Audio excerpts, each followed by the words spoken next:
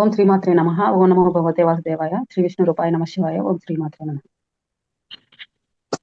ఈరోజు మనము నవరాత్రులలో 8వ రోజు. ఈరోజు అమ్మవారిని సరస్వతీదేవి అలంకారంలో ఈరోజు అమ్మని మనము చూస్తాము. అమ్మవారు ఆ విధంగా మనకి దర్శనమిస్తారు. ఈరోజు సరస్వతీదేవి అలంకారంలో కనిపించడానికి ముఖ్యమైన కారణం అమ్మవారు మూలా నక్షత్రంలో ఉదయించారు కాబట్టి ఈ రోజు మూలా నక్షత్రం అవడం వలన అమ్మవారిని ఈ రోజు ప్రత్యేకంగా సరస్వతీదేవి అలంకారంలో మనకు దర్శనం ఇవ్వడం జరుగుతుంది. అలాగే సరస్వతీదేవి యొక్క ప్రాముఖ్యత ఏంటి, ఆ తల్లి యొక్క ఈ రోజు ఆమెకి ధరింపజేసేటువంటి వస్త్రాల రంగు, నైవేద్యము, వాటి గురించి అన్ని తెలుసుకుందాం. ఈ రోజు అమ్మవారికి వస్త్రాల రంగు ఏంటంటే తెలుపు రంగులో అమ్మవారిని ఈ రోజు మనకి తెలుపు రంగు వస్త్రంలో అమ్మవారిని ఈ రోజు అలంకరించడం జరుగుతుంది. అమ్మవారికి పూలు వచ్చేసి తెలుపు పూలు, మారేడు పూలు 2 ఉపయోగిస్తారు. అలాగే అమ్మవారికి పెట్టే నైవేద్యము ఈ రోజు పాయసము, అలాగే కొబ్బరి లడ్డు, ఇవి అమ్మవారికి నైవేద్యంగా పెడతారు. అటుకులు అన్ని అంటే తెలుపు రంగులో ఉండేవి ఎక్కువగా వాడతారు. అయితే బెల్లంతో కూడినటువంటి పాయసం కూడా అమ్మవారికి ఇష్టం అనమాట. అలాగే అమ్మవారి గురించి ఇంకా ఉన్నటువంటి ప్రాముఖ్యత ఏంటి, ఈ రోజు ప్రత్యేకంగా అమ్మవారిని దుర్గా రూపం అమ్మవారిని ఆ విధంగా కొలవడంలో ప్రాముఖ్యత ఏంటి అనేది తెలుసుకుందాం. సరస్వతీదేవి అంటేనే మనందరికీ తెలిసిందే. ఆమెకు ఉన్నటువంటి పద్యం మనందరం చిన్నప్పటి నుంచి నేర్చుకుంటూనే ఉన్నాం, సరస్వతి నమస్తుభ్యం అనేసి. ఆ తల్లి మనందరికీ వాక్శుద్ధిని, జ్ఞానాన్ని, అలాగే మనకి పరిపూర్ణమైనటువంటి మంచి మార్గంలో నడవడానికి కావాల్సినటువంటి దారిని ఆ తల్లి మనకి చూపిస్తుంది అనమాట. ఎందుకంటే ఆ జ్ఞానాన్ని ఇచ్చి మనం ఏ వైపుకి వెళ్తే మంచిది, ఏ వైపుకి వెళ్ళకూడదు అనే విషయాన్ని తెలియజేసేటువంటి తల్లిగా, జ్ఞాన దేవతగా, విద్యా దేవతగా, చదువుల తల్లిగా, వేదమాతగా, వాగ్దేవతగా మనం ఆ తల్లిని పూజిస్తాము. అయితే ఆ తల్లి ఈ గురించి మనకి ఎక్కడెక్కడ కనిపిస్తుంది అంటే, మనకి ఆమె గురించి పద్మ పురాణంలోను, దేవి భాగవతంలోను, ఇంకా అనేక పురాణాల్లో ఆమె గురించి మనకు వివరిస్తున్నారు. ఈ తల్లి యొక్క ప్రాముఖ్యత మనకు ఎలా కనిపిస్తుంది, ఇంకా మనం ఎక్కడ చెప్పుకుంటాము అంటే, మొదటిసారిగా బ్రహ్మదేవుడు సృష్టించినటువంటి బ్రహ్మమానస పుత్రులో సనత్ కుమారులు ఒకరు. ఆ సనత్ కుమారులు వెళ్లి బ్రహ్మదేవుని అడిగారంట, మాకు జ్ఞానాన్ని ప్రసాదించు, మేము ఆ జ్ఞానాన్ని ప్రసాదిస్తే మేము మా యొక్క దాంట్లో మేము ఉండిపోతాం, అంటే వాళ్ళు ఎప్పుడు ధ్యానంలోనే ఉంటారు అని అడిగితే, అప్పుడు ఆయన మీకు జ్ఞానాన్ని ప్రసాదించాలంటే నాకు ఆ తల్లి అనుగ్రహం ఉండాలి అని చెప్పి ఆ బ్రహ్మదేవుడు సరస్వతీదేవిని స్మరించి ఆమె యొక్క అనుగ్రహం తీసుకొని అప్పుడు సనత్ కుమార్ జ్ఞానాన్ని ఇచ్చినట్టుగా మనకి కనపడుతుంది. అలాగే వాల్మీకి రామాయణం రాసేటప్పుడు, అలాగే వ్యాస భగవానుడు మహాభారతాన్ని, అనేక పురాణాలను రాసేటప్పుడు కూడా వాళ్ళు కూడా సరస్వతీదేవిని సించి ఆమె యొక్క అనుగ్రహాన్ని పొంది కొన్ని సంవత్సరాలుగా తపస్సు చేసి ఆమె అనుగ్రహాన్ని పొంది ఆ తర్వాత వాళ్ళు ఈ యొక్క అయితేనేమి వ్యాస భగవానుడు మహాభారతాన్ని, పురాణాలని, వాల్మీకి రామాయణాన్ని రాసినట్టు కనిపిస్తుంది. అలాగే ఒకానొక సమయంలో భూదేవి తల్లి అనంతుడి దగ్గర జ్ఞానాన్ని ప్రసాదించాలని అడిగినప్పుడు అనంతుడు కూడా ఆ సరస్వతి మాతని స్మరించి ఆమె అనుగ్రహం పొందిన తర్వాత భూదేవికి జ్ఞానాన్ని బోధించినట్టుగా తెలుస్తుంది. అలాగే బృహస్పతి కూడా ఇలా ఒక్కరిని చెప్పుకోవడానికి లేదు, అనేక మంది ఈ రోజు వరకు కూడా ప్రతి ఒక్కరము మనకు ప్రతి విషయంలోనూ మనం ఆ సరస్వతి దేవిని స్మరించి మనకు కావాల్సినవన్నీ మనము కోరుకొని మనం కోరుకున్నప్పుడు ఆ తల్లి మనకు ఆ కోరికలన్నింటినీ తీరుస్తుంది. అందులో మనకి ఈ వేద కాలంలోకి వచ్చేసరికి ఇంకొక కథ కనిపిస్తుంది. ఏమంటే, యజ్ఞవల్క్యుడు అనే వ్యక్తి గురువు దగ్గర శిష్యరికం చేస్తున్నాడు. ఇప్పుడు అతన్ని మనం యజ్ఞవల్క మహర్షి అంటాం, ఎందుకంటే ఆయన కూడా స్మృతులు రాశాడు. ఆ యజ్ఞవల్క్యుడు అనే అతను గురువు దగ్గర శిష్యరికం చేస్తూ ఉన్నప్పుడు అతనికి 3 వేదాలు నేర్చుకుంటాడు. ప్రారంభంలో మనకుండేది 3 వేదాలు అనమాట. ఆ 3 వేదాలు ఋగ్వేదం, యజుర్వేదం, సామవేదం, ఈ 3 ప్రారంభంలో ఉన్నాయి. అధర్వణ వేదం అనేది తర్వాత వచ్చి తోడైంది.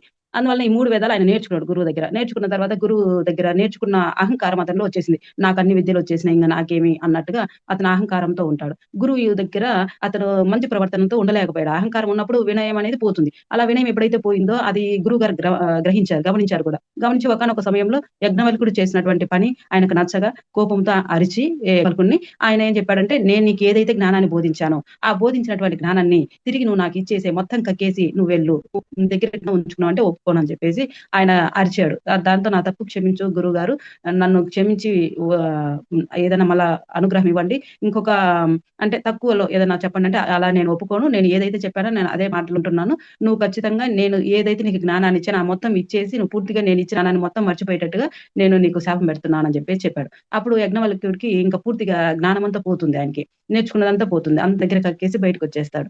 వచ్చేసిన తర్వాత ఏం చేయాలో అర్థం కాక యజ్ఞవల్కుడు సూర్య భగవానుడి కోసం తీక్షణంగా తపస్సు చేసి సూర్యుని భగవాను మెప్పించి ఆయన దగ్గర కొంత జ్ఞానాన్ని పొందుతాడు. పొందిన కానీ పెట్టుకోలేకపోతున్నాడు. గుర్తుపెట్టుకోలేకపోతే అప్పుడు సూర్య భగవానుడికి చెప్తాడు. మీరు ఏం చెప్పినా నేను వింటున్నాను. నేను ప్రయత్నం చేస్తున్నాను. కానీ నాకు జ్ఞాపకం ఉండట్లేదు. నాకు గుర్తుపెట్టుకోలేకపోతున్నాను. నాకు ఈ జ్ఞాపకం పోయింది అని చెప్పి అప్పుడు చెప్తాడు. నాకు గురువు దగ్గర ఇలా జరిగింది. గురువు దగ్గర నేను శాపం పొందాను. నాకు అందువల్ల జ్ఞాపకం ఉండట్లేదు. మీరు చెప్పింది నేర్చుకున్నా కూడా తిరిగి చెప్పలేకపోతున్నానని. అప్పుడు ఆయనేమంటారంటే, "నువ్వు సరస్వతి మాతని మళ్ళీ ప్రార్థించు. ఆమె అనుగ్రహం పొందితేనే నీకు మళ్ళీ జ్ఞాపక శక్తి వస్తుంది" అని చెప్పడంతో అప్పుడు యామలక మహర్షి అతను చిన్నవాడుగా ఉన్నప్పుడు ఆమెని మళ్ళీ సరస్వతి మాతని స్మరించి ఆమె అనుగ్రహాన్ని పొంది, ఆమె దగ్గర నుంచి ఆయన మళ్ళా జ్ఞానాన్ని పొంది, ఆ తర్వాత అన్ని వేదాలను నేర్చుకొని మనకి యజ్ఞవల్క స్మృతి అని ఒక స్మృతి రాసాడాయన.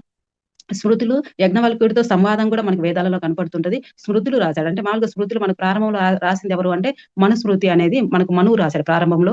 ఆ స్మృతి ప్రకారమే మనకు మన హిందూ ధర్మము అనేది ఎలా కొనసాగుతుంది, మనం ఎలా పాలన చేయాలి, మన కుటుంబ వ్యవస్థ ఎలా ఉండాలి, మనం ఏ ఆధారంగా మన భారతదేశంలో మొత్తం మనుధర్మ శాస్త్రం ప్రకారం మనం కొనసాగుతూ ఉన్నాం. అంటే న్యాయం విషయంలో కానీ, పాలనా విషయంలో గాని, కుటుంబ వ్యవస్థలో కానీ అన్ని కూడా మనుధర్మ శాస్త్రం ప్రకారం జరుగుతాయి. అయితే ఆ తర్వాత మనుధర్మ శాస్త్రము మనుస్మృతి తర్వాత మనకి నారదుడు రాసారు. ఈయన యజ్ఞవల్కుడు స్మృతి రాసారు. పరాశరుడు అంటే వ్యాస భగవానుడి యొక్క తండ్రి ఆయన కూడా రాసాడు. ఇలా అనేక మంది స్మృతులు రాసారు. అందులో యజ్ఞవల్క్యుడు కూడా జ్ఞాపక శక్తి అంతా పోగొట్టుకొని గురువు యొక్క రూపంలో అంతా పోగొట్టుకొని ఏమీ లేకుండా ఉన్నా కూడా మళ్ళీ అమ్మవారిని మెప్పించి అమ్మవారి అనుగ్రహాన్ని పొంది మళ్ళీ ఆయన కూడా స్మృతులని రాయడం జరిగింది. అంతగా ఆ తల్లి అనుగ్రహం అనేది ఉంటుందన్నమాట.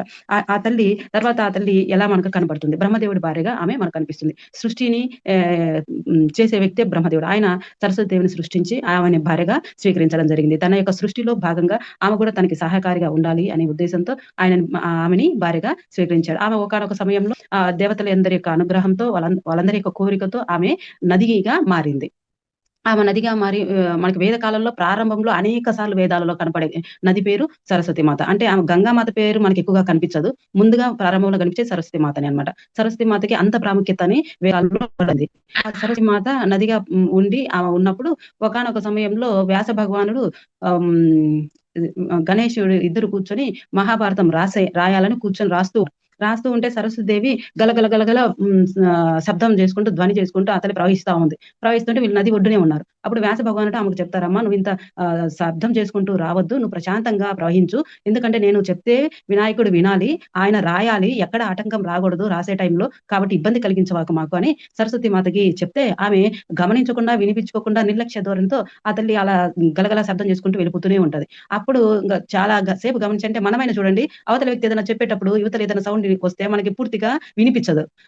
దానితో గణేశుడు చాలా సేపు గమనించి తర్వాత ఆయనే ఆ సరస్వతి దేవికి నీకు ఎన్నిసార్లు చెప్పినా నువ్వు వినిపించుకోవట్లేదు. నువ్వు అహంకారం ఈ విధంగా ప్రవర్తిస్తున్నావు. కాబట్టి నువ్వు కొద్ది దూరం వెళ్ళాక నువ్వు ఇంకా కనిపించవు, ఎండిపోతావు అని చెప్పి ఆయన శాపం ఇచ్చాడు. అందువలన సరస్వతి నదిగా ఉండి ఎంతో ఆ పక్కన ఉన్న ప్రాంతాలకి ఆమె యొక్క నీటి ద్వారా ఆ నది ద్వారా అందరికీ భూభాగాలని ప్రజలకి ఉపయోగపడేటువంటి తల్లి తర్వాత కనిపించకుండా పోయింది. అయితే ఇప్పటికీ ఆ తల్లి మనకు మన దేశంకి సంబంధించినటువంటి రాడార్స్ ఉపయోగించి అన్ని రకాలుగా కమిటీలను వేసి గమనించారు కానీ అది